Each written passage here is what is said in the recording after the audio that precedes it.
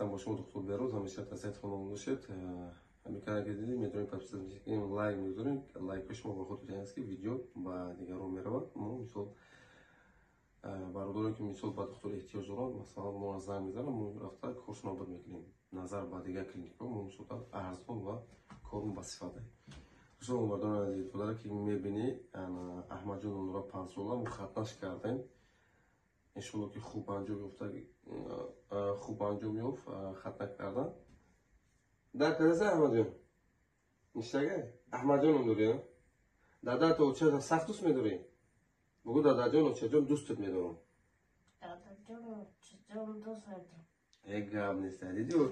دیدی دادا چه دوست میداره؟ بچه را نخ تربیت کردن نکنه.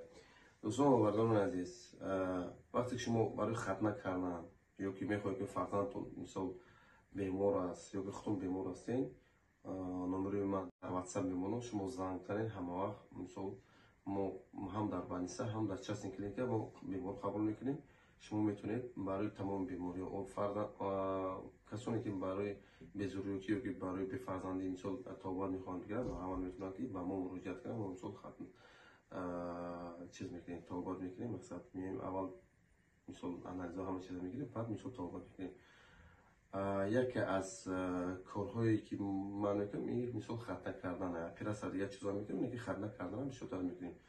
به خاطر چیز ویدیو را کردم، به خاطر که بسیار برادری ما نمیدونن و مثلا نمیدونن با کجا مراجعت کنن. ما این نمره در پایین 915 در واتساپ زنگ میزنیم یا که گلوس میپرتوی یا که ما رفته در اونجا ختنه میکنیم یا که خودتون میبینید. مثلا واتساپ به شما چه خیلی удобнее.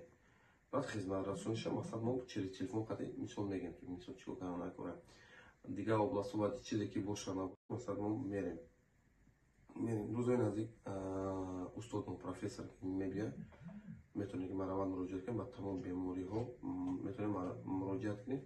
شما که خدمت رسون در سطح اوله همیشه تنصیحات خانواده باشید. همین کانال ابن سینا رو یکی دکتر بهروز پوشش میکنیم، دستگیری میکنیم. به خاطر چی؟ به خاطر که مقصد خیلی کمتر پیشروی شده کنه. ما همیشه تنصیحات خانواده باشید.